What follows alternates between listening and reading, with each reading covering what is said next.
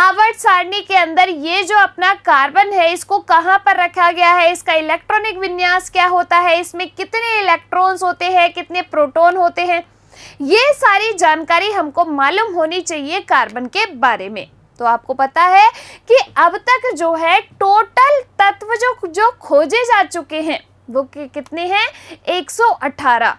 उनमें से एक तत्व है आपका कौन, कार्बन, जिसको अपन व्यक्त करते हैं किससे, सी से व्यक्त किया जाता है। अब आवर्त सारणी के अंदर ये जो कार्बन है वो आता है छठे नंबर पे। कितने नंबर पे, छठे नंबर पे, यानी कि इसका परमाणु क्रमांक क्या हो गया, 6 हो गया। किसका, कार्बन का। अब देखिए एक इंटरेस्टिंग सी बात कि जो आपके परमाणु क्रमांक होता है ना, उतने ही उसके अंदर क्या होती है, इलेक्ट्रॉन्स की संख्या होती है। यानी कि मैंने अगर कहा कि इसका जो है परमाणु क्रमांक 6 है तो इसमें इलेक्ट्रॉनों की संख्या कितनी होगी, 6 होगी। तो इसमें इलेक्ट्रॉन्स की संख्या हो गई अपनी कितनी, 6। भाई ठीक है। अब ये मान के चलो जैसे कोई भी प्लास्टिक है, जैसे मेरे हाथ में ये पेन है, ये है, ठीक है, स्लाइडर है, जितनी भी चीजें हैं मोस्ट ऑफ सब में क्या होता है, कार्बन प्रेजेंट होता है। सभी के अंदर जो है आपको प्लास्टिक में और इनमें सभी में कार्बन देखने को मिल जाएगा। दिखेगा नहीं ऐसे कि ये देखो ये कार्बन है, यानी कि इन सब में कार्बन जो है उपस्थित होता है। अब ये कितने नंबर पे आता है, 6 नंबर पे आता है। अब मैं इसका इलेक्ट्रॉनिक विन्यास लिखूं तो क्या लिखूंगी, तो कार्बन जो होता है उसका इलेक्ट्रॉनिक विन्यास होता है 1s2 2s2 2p2। तो देखो 6 इलेक्ट्रॉन हुए कि नहीं हुए, ये जो है ना यहाँ पर ऊपर इनको कहते हैं अपन इलेक्ट्रॉन। तो देखो 1s2 2s2 2p2 टोटल कितने इलेक्ट्रॉन्स हो गए, 6 इलेक्ट्रॉन हो गए। अब देखिए इसके आउटर शेल में यानी कि बाह्यतम कोश में कितने इलेक्ट्रॉन है, 2 ये रे, तो इसके बाह्यतम कोश में है 4 इलेक्ट्रॉन। तो इसके इलेक्ट्रॉनिक विन्यास को हम कैसे लिखते हैं, 2,4। इस तरीके से जो है इसका इलेक्ट्रॉनिक विन्यास लिखा जाता है, पहली चीज। अब देखिए ये जो कार्बन है वो हमारी प्रकृति के अंदर कार्बन डाइऑक्साइड के रूप में भी प्रेजेंट है। ये जो अपनी वायुमंडल के अंदर कार्बन डाइऑक्साइड है वो कितनी प्रेजेंट है बच्चा लोगों, 0.03% प्रेजेंट है। कितनी, 0.03% कार्बन डाइऑक्साइड अपने वायुमंडल के अंदर प्रेजेंट है।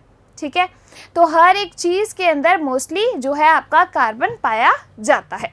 देखिए आगे चलते हैं, यह एक अधातु है। देखो आपके आवर्त सारणी में जो तत्व हैं यानी कि जिनकी खोज अब तक की जा चुकी है उनको हम 3 कैटेगरी में डिवाइड करते हैं। एक होते हैं आपके धातु, दूसरे आपके कौन से होते हैं, अधातु, जैसे कि हम प्रीवियस चैप्टर में पढ़ चुके हैं, और तीसरे आपके क्या होते हैं, उपधातु। तो जो धातुएं होती हैं उनमें चमकने का गुण पाया जाता है। ठीक है, तो अधातु, कार्बन क्या है अपना, अधातु है। भाई कार्बन चमकता है नहीं, तो जो कार्बन है वो हमारा क्या है, अधातु है। और देखिए जिसका परमाणु क्रमांक क्या कितना होता है, 6 होता है, तथा रासायनिक प्रतीक चिन्ह C है। सभी सजीवों तथा बहुत से निर्जीवों में कार्बन जो है वो पाया जाता है। भूपर्पटी में कार्बन की मात्रा खनिजों के रूप में 0.02% तथा वायुमंडल में कार्बन डाइऑक्साइड के रूप में 0.03% जो है वो पाई जाती है। तो कार्बन डाइऑक्साइड की मात्रा कितनी है, 0.03% है, पहली चीज। अब आगे देखिए कार्बन का इलेक्ट्रॉनिक विन्यास कितना होता है, 2,4, यानी कि 1s2 2s2 2p2। हमें 6 इलेक्ट्रॉन भरने हैं ना, तो यहाँ पर 2p2, ये क्या है अपना 2p2। तो टोटल इलेक्ट्रॉन्स की संख्या कितनी हो गई, 6 हो गई। हुई कि नहीं हुई। आउटर कोश में, आउटर कोश होता है यानी कि यहाँ पर 2 वाली सीरीज है, तो यानी कि ये आउटर कोश है।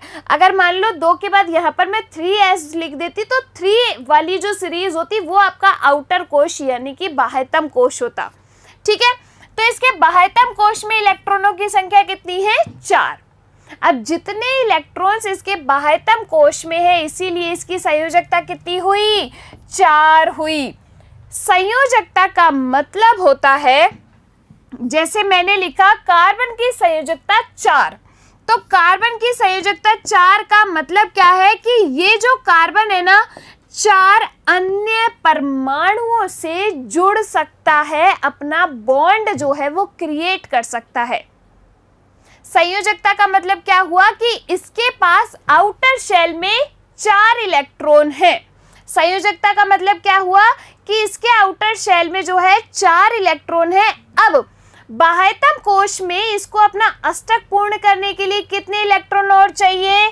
4 इलेक्ट्रॉन और चाहिए। ठीक है, तो देखिए, अतः यह चतुसंयोजक होता है।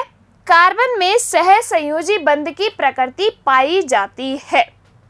अब आप कहेंगे कि मैम सहसंयोजी बंध क्या होता है?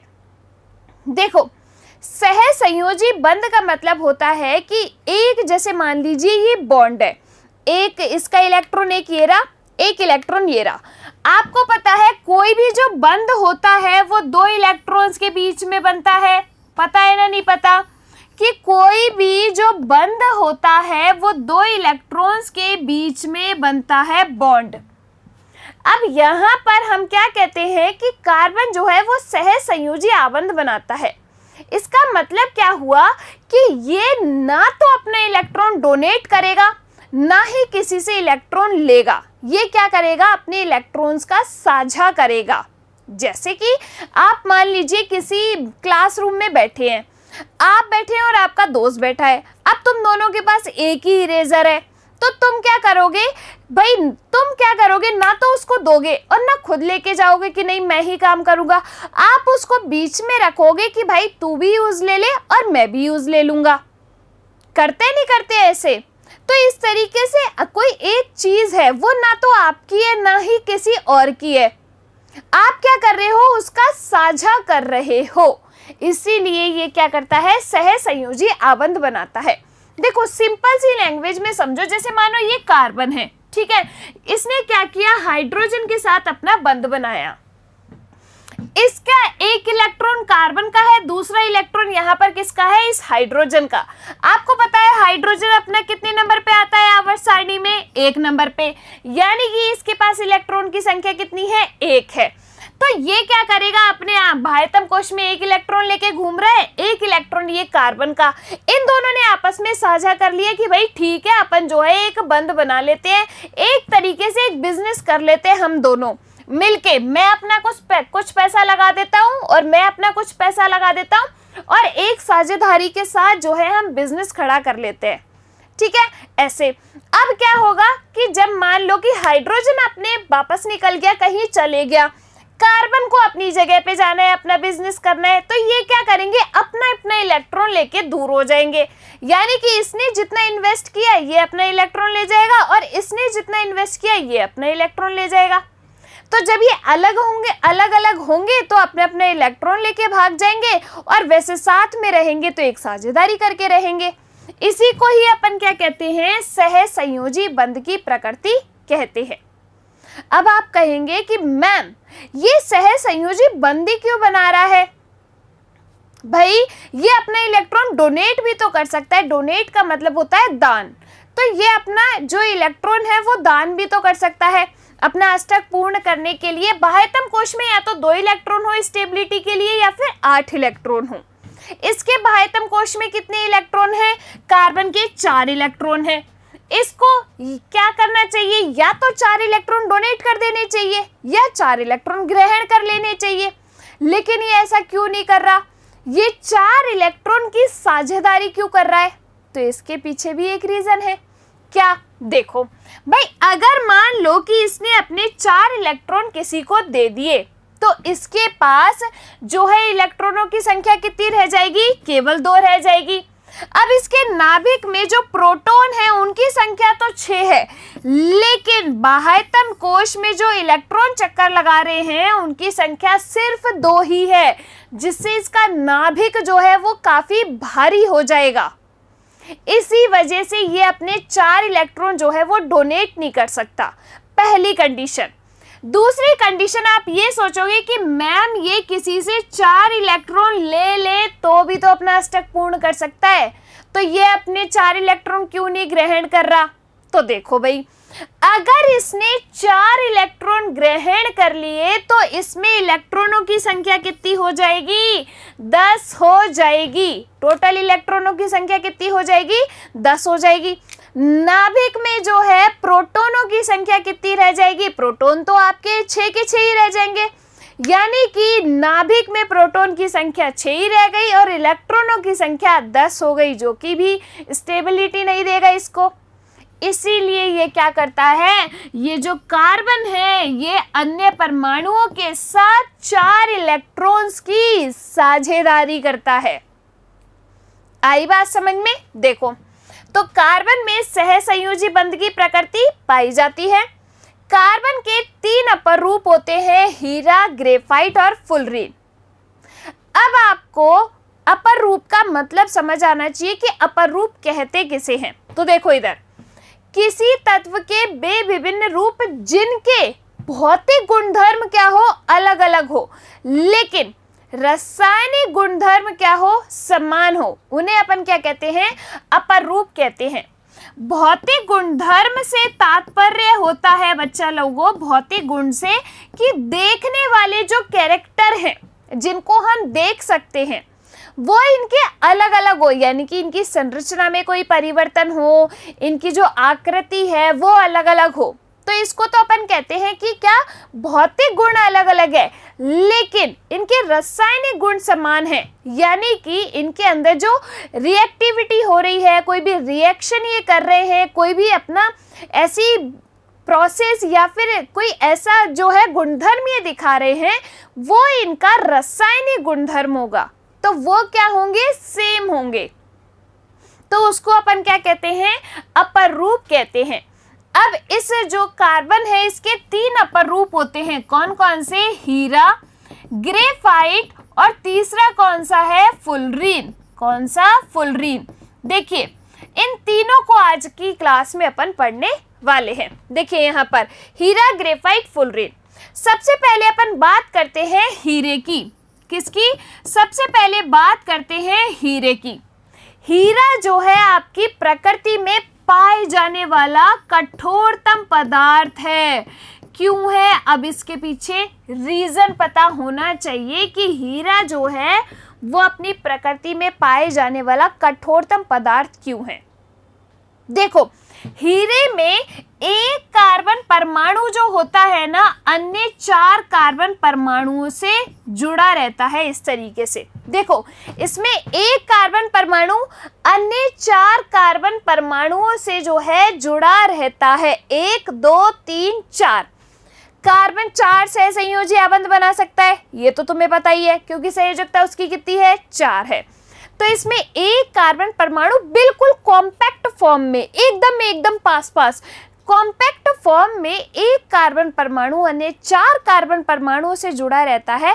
इसकी वजह से ये जो हीरा है वो कठोरतम पदार्थ है। अब देखो, हीरा जो है उसमें एक कार्बन परमाणु 4 अन्य कार्बन परमाणुओं से जुड़ेगा और ये प्रकृति में पाए जाने वाला कठोरतम पदार्थ है और ये विद्युत का क्या होता है? कुचालक होता है। पहला अपर रूप। दूसरा अपना आता है ग्रेफाइट। दूसरा कौन सा आता है? ग्रेफाइट। अब इस ग्रेफाइट में क्या होता है? इस तरीके से षटकोणीय संरचना ये बनाता है। कौन? ग्रेफाइट। तो इस तरीके से षटकोणीय संरचना कौन बनाएगा? आपका ग्रेफाइट। अब इस ग्रेफाइट में जो है एक डबल बॉन्ड होता है। देखो, इसमें कहीं आपको डबल बॉन्ड नजर आ रहा है? डबल बॉन्ड का मतलब है 2 बंध एक साथ। ये तो सिंगल बंध है ना, द्विआबंध बंध कोई भी नहीं है ना। इसमें जो है एक डबल बॉन्ड होता है, यानी कि इसमें एक कार्बन परमाणु 3 कार्बन परमाणुओं से जुड़ता है। एक कार्बन परमाणु 3 अन्य कार्बन परमाणुओं से जुड़ेगा। अब कार्बन के संयोजकता तो कितनी है? 4 है, तो यहाँ तो 3 से ही जुड़ रहा है। तो जो चौथी संयोजकता है वो एक कैसे पूरी करेगा? डबल बॉन्ड बना के। तो ये जो ग्रेफाइट है वो आपका क्या है कि इस तरीके से पर्तीय संरचना बनाता है। और कैसी संरचना? षटकोणीय संरचना बनाता है। कौन? ग्रेफाइट। अब एक अपवाद होने को, ये कार्बन के अपर रूप है। कार्बन क्या है? अधातु है। अधातुओं का मैंने गुण आपको पढ़ाया था। अधातुओं में जो है ये विद्युत और ऊष्मा के कुचालक होती हैं अधातुएं। लेकिन लेकिन लेकिन लेकिन एक अपवाद है यहाँ पर। क्या? कि जो ग्रेफाइट होता है, अपवाद क्या है कि जो ग्रेफाइट है वो विद्युत का और ऊष्मा का सुचालक है। विद्युत का और ऊष्मा का क्या है? सुचालक है। तो ये अपवाद होता है। अब देखो, ग्रेफाइट का यूज पता है आपको कहाँ पर होता है? तो जो आपकी पेंसिल की नोक होती है ना बच्चे, वो आपकी किससे बनती है? ग्रेफाइट से ही बनती है। कभी क्या कीजिएगा, वैसे तो घर पे करना नहीं है लेकिन आपको बता देती हूँ, आपकी पेंसिल होती है, आप उसको छीलते हो तो आगे जो नोक निकलती है ना उसकी, वो ग्रेफाइट की होती है। उससे अगर आप तार जोड़ दो और उसमें जो है करंट फ्लो करो तो उसमें विद्युत धारा प्रवाहित हो जाएगी दो पेंसिलों को आपस में जोड़ के। लेकिन ऐसा घर पे नहीं करना है, ठीक है? तो ये हुआ आपका ग्रेफाइट। तीसरा आपका आता है फुलरीन। तीसरा अपर रूप क्या है? फुलरीन। तो एक जो है आर्किटेक्ट थे बकमिंस्टर फुलरीन, उनके नाम पर जो है इस अपर रूप का नाम दिया गया। ये जो फुलरीन की स्ट्रक्चर होती है वो कैसी होती है? फुटबॉल के जैसी या गुंबद के आकार की। फुटबॉल जैसी स्ट्रक्चर बनाता है कौन? आपके फुलरीन। अब ये जो फुलरीन है, सबसे पहले C60 फुलरीन की जो खोज है वो हुई थी। आई बात समझ में? तो ये तीनों क्या होते हैं? कार्बन के अपर रूप होते हैं। अब एक एक करके जो है अपन इनको पढ़ते हैं। देखिए, हीरा, इसमें प्रत्येक कार्बन परमाणु कार्बन के अन्य 4 परमाणुओं से जुड़ के कठोर 3 विमाओं वाला संरचना बनाता है। हीरा सर्वाधिक कठोर पदार्थ होता है। तो इस तरीके से आपके जो है एक कार्बन परमाणु अन्य 4 कार्बन परमाणुओं से, तो ये एक कार्बन परमाणु है, ये 1 2 3 4, इस तरीके से 4 अन्य कार्बन परमाणुओं से मिलके एक त्रिविमीय संरचना बनाता है। अगर आपसे एग्जाम में हीरे की स्ट्रक्चर बनानी पूछ ली तो आपको ऐसे बनानी है।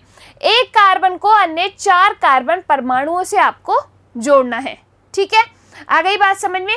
और ये क्या है? आपकी हीरे की संरचना है जिसमें एक कार्बन परमाणु अन्य 4 कार्बन परमाणुओं से जुड़ा रहेगा और एक बिल्कुल कॉम्पैक्ट सी स्ट्रक्चर बना लेगा। इसीलिए हीरा जो है वो आपका क्या है? कठोरतम पदार्थ है। आ गई बात समझ में? चलिए आगे चलते हैं। अगला है अपना ग्रेफाइट। ग्रेफाइट में क्या होता है? एक कार्बन परमाणु अन्य 3 कार्बन परमाणुओं से जुड़ेगा और कैसी संरचना बनाएगा? ये जो है आपकी षटकोणीय संरचना बनाएगा। प्रत्येक कार्बन परमाणु 3 अन्य कार्बन परमाणुओं से उसी तल में जुड़ा होता है जिससे वो षटकोणीय संरचना बनाता है। इसमें एक आबंध कैसा होता है? द्विआबंध, यानी कि एक डबल बॉन्ड होगा जिससे कार्बन की संयोजकता पूरी होगी। यह विद्युत का सुचालक होता है और यह है आपका इंपॉर्टेंट पॉइंट, ठीक है? चलिए देखिए, और इस तरीके से आपके जो है यह चिकना व फिसलनशील होता है। पेंसिल की नोक ग्रेफाइट की बनी होती है और इस तरीके से ये जो है आपकी ग्रेफाइट की संरचना होती है और ये ऐसे षटकोणीय व्यू आपका बनाता है। एग्जाम में अगर आपसे पूछे तो आप ऐसे षटकोणीय व्यू बना के जो है और इसकी स्ट्रक्चर को बना देना, ठीक है? इस तरीके से षटकोणीय व्यू बना देना इसके। ये हुआ ग्रेफाइट। फिर अपन आते हैं फुलरीन। सबसे पहले कौन सी फुलरीन की? C60 फुलरीन की। किसने की? बकमिंस्टर फुलरीन ने, जो कि कौन थे? एक आर्किटेक्ट थे। कुछ इस तरीके से फुटबॉल के जैसे इसकी स्ट्रक्चर होती है। किसकी? फुलरीन की। इन साइंटिस्ट यानी कि इन आर्किटेक्ट के नाम पर ही जो है इसका नाम दिया गया फुलरीन। इसमें कार्बन परमाणु फुटबॉल के रूप में व्यवस्थित होते हैं। इसका नाम अमेरिकी आर्किटेक्ट व डिजाइनर बकमिंस्टर फुलर के नाम पर जो है वो रखा गया। तो ये क्या है आपके? ये है कार्बन के अपर रूप, हीरा, ग्रेफाइट और फुलरीन। आगे चलते हैं, कार्बन में बॉन्ड देखते हैं। कार्बन की परमाणु संख्या कितनी है? 6। हमें पता है कितनी है? 6 है कार्बन की परमाणु संख्या। इसका इलेक्ट्रॉनिक विन्यास लिखो तो 1s2 2s2 2p2। तो आउटर शेल में कितने इलेक्ट्रॉन, 2 और 2 4। ये आगे से नहीं गिनने 2 और 2, ऊपर जो लिखे हुए वो है इलेक्ट्रॉन। तो इलेक्ट्रॉनिक विन्यास आपके 2,4। कार्बन को बाहरी कोश पूर्ण करने के लिए या तो अपने 4 इलेक्ट्रॉन डोनेट करने पड़ेंगे या फिर 4 इलेक्ट्रॉन ग्रहण करने पड़ेंगे। लेकिन मैंने क्या कहा, अगर इसने अपने 4 इलेक्ट्रॉन डोनेट किए तो इसमें जो है नाभिक भारी हो जाएगा, यानी कि नाभिक में प्रोटॉनों की संख्या ज़्यादा हो जाएगी। अगर इसने 4 इलेक्ट्रॉन ग्रहण किए तो इलेक्ट्रॉनों की संख्या ज़्यादा हो जाएगी। तो इसीलिए क्या करता है, सहसंयोजी आबंध बनाता है। 4 इलेक्ट्रॉन त्यागने पर C4+ धनायन बन जाएगा, जिससे नाभिक में 6 प्रोटॉन और 2 इलेक्ट्रॉन हो जाएंगे। इस प्रक्रिया में अधिक ऊर्जा की आवश्यकता होगी। अतः कार्बन अपने अन्य परमाणु व अन्य तत्वों के साथ परमाणुओं के साथ इलेक्ट्रॉन की साझेदारी करके अणुओं का निर्माण करते हैं तथा उत्कृष्ट गैस को प्राप्त कर लेते हैं। फॉर एग्जाम्पल, जैसे CH4, इसका मतलब क्या है कि एक कार्बन है, उसके साथ 4 हाइड्रोजन जो है आपके जुड़े हुए हैं। एक कार्बन के साथ जो है 4 हाइड्रोजन यहाँ पर जुड़े हुए हैं, जिसे अपन क्या कहते हैं, CH4 कहते हैं। CH4 का मतलब क्या है, यहाँ पर मीथेन है। मीथेन गैस होती है ये आपकी, मार्श गैस भी अपन इसको कहते हैं, गोबर गैस भी इसको कहते हैं। देखिए अब ये इलेक्ट्रॉन की साझेदारी कैसे करेगा ये मैं आपको सिखाती हूँ। सबसे पहले देखो, हाइड्रोजन का एक अणु बनाते हैं अपन, फिर ऑक्सीजन का अणु बनाते हैं, फिर अपन देखो कार्बन डाइऑक्साइड बनाएंगे, फिर आपको जो है मैं मीथेन का अणु बनाना बताऊंगी। ठीक है, चलिए सबसे पहले अपन देखते हैं हाइड्रोजन का एक अणु बनाना। आपको पता है गैसेस को हमेशा कैसे लिखते हैं अपन, H2 हो गया, Cl2, O2, N2, हमेशा ऐसे लिखते हैं ना, क्योंकि ये जो गैसेस है वो अकेले परमाणु के फॉर्म में नहीं पाई जाती, अणु की फॉर्म में पाई जाती हैं। तो देखो, जैसे सबसे पहले अपन लेते हैं H2 को। H2 में 2 हाइड्रोजन है परमाणु जो आपस में जुड़ के एक हाइड्रोजन का अणु बना रहे हैं। बात सही है। अब देखो हाइड्रोजन कितने नंबर पे आता है, 1 नंबर पे, यानी कि इसके बाह्यतम कोश के, इसमें तो कोई सा भी कोश ले लो, एक ही इलेक्ट्रॉन है बेचारे के पास, यानी कि इसका इलेक्ट्रॉनिक विन्यास क्या होता है, 1s1। तो इसके पास आउटर कोश में कितने इलेक्ट्रॉन, 1 इलेक्ट्रॉन। तो ये हाइड्रोजन और इसके बाह्यतम कोश में 1 इलेक्ट्रॉन। बात होगी साहब यहाँ पे। आगे चलो, दूसरा हाइड्रोजन ये रहा, इसके पास भी आउटर कोश में 1 इलेक्ट्रॉन, ये इसके पास 1 इलेक्ट्रॉन हो गया। अब ये दोनों सोच रहे हैं कि भाई साहब उत्कृष्ट गैस विन्यास को प्राप्त करने के लिए बाह्यतम कोश में या तो हमें 2 इलेक्ट्रॉन चाहिए या हमें 8 इलेक्ट्रॉन चाहिए। अब 8 तो बहुत दूर की बात है, पहले ये 2 तो पूरे कर ले। तो 1 तो इसके पास ऑलरेडी है, 1 इसके पास भी ऑलरेडी है। इनको 2 को कंप्लीट करने के लिए कितने कितने इलेक्ट्रॉन, 1-1 इलेक्ट्रॉन चाहिए, ओनली 1-1 इलेक्ट्रॉन चाहिए ना। तो ये क्या करेगा, इससे कहेगा कि आजा भाई अपन साथ में साझेदारी कर लेते हैं। ये भी क्या कहेगा कि हाँ भाई कर ही लेते हैं, ऐसी क्या बात है, बिजनेस दोनों साथ में करेंगे। तो इस हाइड्रोजन ने इसके 1 इलेक्ट्रॉन के साथ साझेदारी कर ली। अब इस हाइड्रोजन को, इस वाले हाइड्रोजन को लगा कि ये इलेक्ट्रॉन तो अब मेरा ही है, लेकिन ऐसा नहीं है। जब इनको अलग अलग करेंगे तो ये अपना इलेक्ट्रॉन लेके दूर हो लेगा, ये अपना इलेक्ट्रॉन लेके दूर हो लेगा। अब देखिए ये वाला हाइड्रोजन है, ये भी सोचेगा कि ये वाला इलेक्ट्रॉन भी तो मेरा ही है, तो ये भी अपना जो है इस इलेक्ट्रॉन को मान लेगा। तो इस तरीके से इन्होंने कौन सा अणु बना लिया, एक H2 अणु बना लिया। आई कि नहीं आई बात समझ में। अब देखो इस वाली पिक्चर में यहाँ पर हाइड्रोजन के बाह्यतम कोश में 1 इलेक्ट्रॉन, इस हाइड्रोजन परमाणु के बाह्यतम कोश में 1 इलेक्ट्रॉन, इन दोनों ने 1-1 इलेक्ट्रॉन की क्या कर ली, साझेदारी कर ली। तो इसको लगा कि मेरे बाह्यतम कोश में तो हो गए भाई 2 इलेक्ट्रॉन, मैंने तो कर लिया उत्कृष्ट गैस विन्यास को प्राप्त। इस हाइड्रोजन को लगा कि हाँ भाई मैंने भी कर लिया उत्कृष्ट गैस विन्यास प्राप्त। तो इस तरीके से कौन सा अणु बन गया, एक हाइड्रोजन का अणु बन गया। आई नहीं आई बात समझ में। अब सिखाते हैं तुम्हें ऑक्सीजन का अणु बनाना, ठीक है। दूसरा देखिए ऑक्सीजन का अणु। ऑक्सीजन के अणु में पहले तो ये बताओ ऑक्सीजन कितने नंबर पे आता है अपना? Hydrogen, helium, lithium, beryllium, boron, carbon, nitrogen, oxygen 8 number पे आया। तो इसका परमाणु क्रमांक कितना हुआ? 8। ठीक है, इसका जो है इलेक्ट्रॉनिक विन्यास लिखो 1s2 2s2 2p4।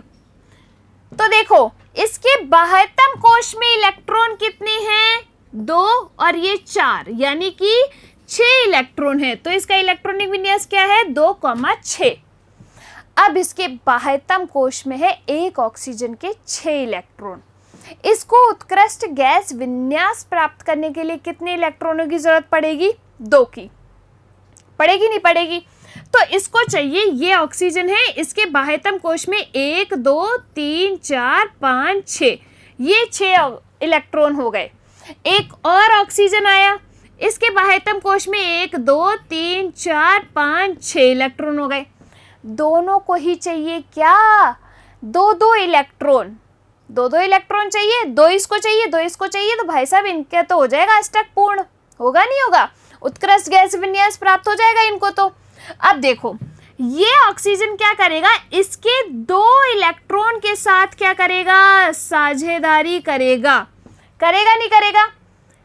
देखो 1 इलेक्ट्रॉन इसका, 1 इलेक्ट्रॉन इसका, इसके बीच में एक सिंगल बॉन्ड बनेगा। लेकिन यहाँ पे इसने 2 इलेक्ट्रॉन की साझेदारी की है, तो यानी कि 1 इलेक्ट्रॉन है और 1 इलेक्ट्रॉन और, तो ये, तो इसीलिए ऑक्सीजन ऑक्सीजन के बीच में हम क्या लगाते हैं?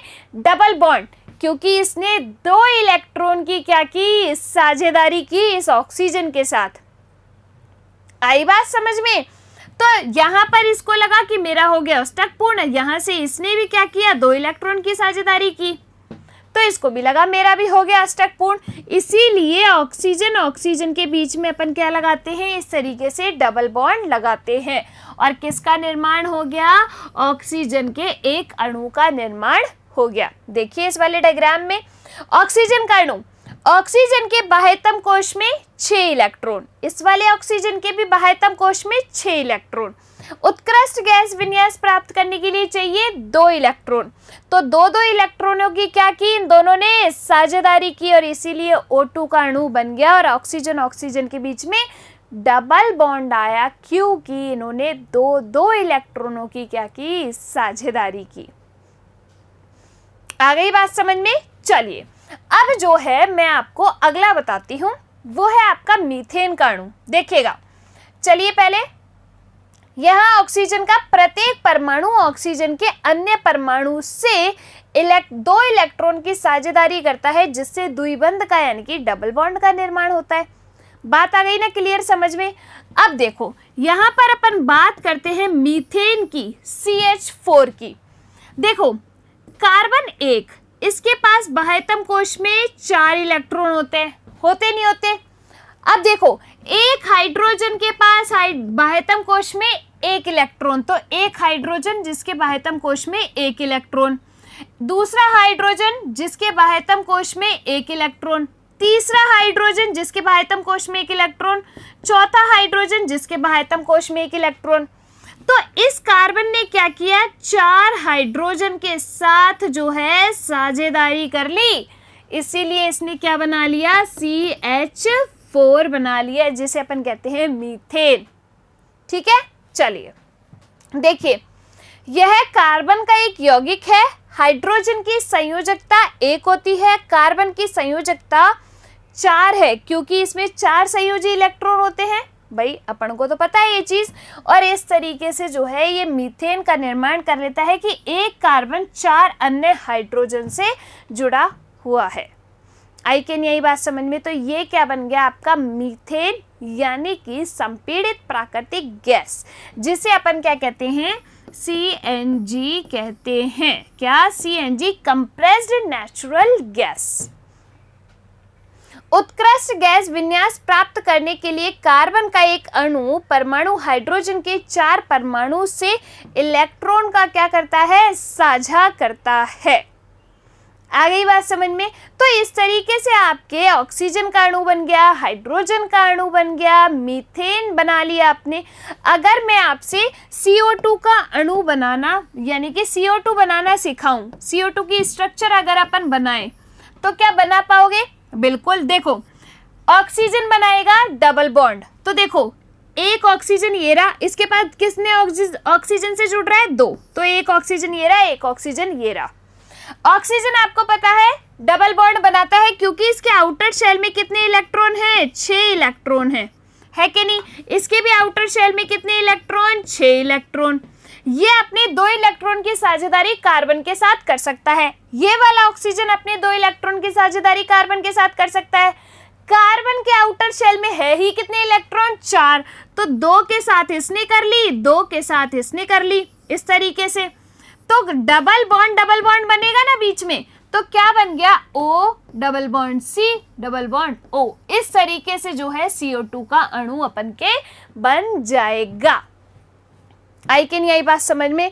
और यहाँ पर आज की क्लास में आज अपन जो है इतना ही पढ़ेंगे, क्योंकि आपको जो है सह संयोजी आबंध बनाना और ये स्ट्रक्चर बनाना आना चाहिए पहले। ठीक है, चलिए देखिए आज की क्लास में जो है हमने क्या क्या पढ़ा। सबसे पहले कार्बन के बारे में। कार्बन जो है आपका अधातु है, जो कि आपके कितने नंबर पे आता है? जिसका परमाणु क्रमांक है 6। इलेक्ट्रॉनिक विन्यास होता है 1s2 2s2 2p2। आउटर कोश में इलेक्ट्रॉन होते हैं 4 जो है ये ना तो इलेक्ट्रॉन डोनेट कर सकता है ना ही ग्रहण कर सकता है, इसीलिए जो है ये क्या करता है? उत्कृष्ट गैस विन्यास को प्राप्त करने के लिए 4 इलेक्ट्रॉन्स की साझेदारी करता है, यानी कि सह संयोजी आबंध बनाता है। ये जो कार्बन है इसके अपर रूप होते हैं। अपर रूप किसे कहते हैं? जिनके भौतिक गुणधर्म अलग अलग हो लेकिन रासायनिक गुणधर्म समान हो, उन्हें अपन क्या कहते हैं? अपर रूप। हीरा, ग्रेफाइट, फुलरीन। हीरा एक कार्बन परमाणु जो है अन्य 4 कार्बन परमाणुओं से जुड़ा रहता है। अब ये जो हीरा है बड़ी ही जो है कॉम्पैक्ट सी स्ट्रक्चर होती है। इसमें एक कार्बन परमाणु 4 अन्य कार्बन परमाणुओं के साथ जुड़ के त्रिविम संरचना बनाता है। और जो है हीरा विद्युत का कुचालक होता है। दूसरा अपना आता है ग्रेफाइट, जिसमें एक कार्बन परमाणु अन्य 3 कार्बन परमाणुओं के साथ जुड़ता है और कैसी संरचना बनाता है? षटकोणीय संरचना बनाता है। इसमें जो है कार्बन की संयोजकता को पूरी करने के लिए एक द्विबंध बनता है, यानी कि डबल बॉन्ड बनता है। पेंसिल की नोक जो है आपकी ग्रेफाइट की बनी होती है। ग्रेफाइट जो है विद्युत का सुचालक होता है। तीसरी अपन बात करते हैं फुलरीन की। जो सबसे पहले फुलरीन डिस्कवर हुआ था वो C60 फुलरीन था। और आपके जो फुलरीन है इसकी संरचना होती है गुंबद के आकार की, फुटबॉल के समान संरचना। इसका नाम जो है एक आर्किटेक्ट के नाम पे दिया गया, बकमिंस्टर फुलर के नाम पे। तो ये क्या है? आपके कार्बन के अपर रूप। अब अपन आ जाते हैं कार्बन में बंध बनाने की प्रकृति। तो कार्बन जो है आपका सह संयोजी बंध बनाता है। ये क्या करता है कि अपने आउटर कोश में उपस्थित 4 इलेक्ट्रॉनों की अन्य परमाणु के साथ साझेदारी करता है। इस तरीके से ये जो है कार्बन का इंट्रोडक्शन अपना कंप्लीट हुआ। अगली क्लास में अपन पढ़ेंगे कि कार्बन में एक श्रृंखलन का गुण भी पाया जाता है और उससे जो है अपन एक कार्बन चेन का श्रृंखला का निर्माण करना सीखेंगे। चलिए मिलेंगे अगली क्लास में, तब तक के लिए आप लोग खुश रहिए, स्वस्थ रहिए। धन्यवाद।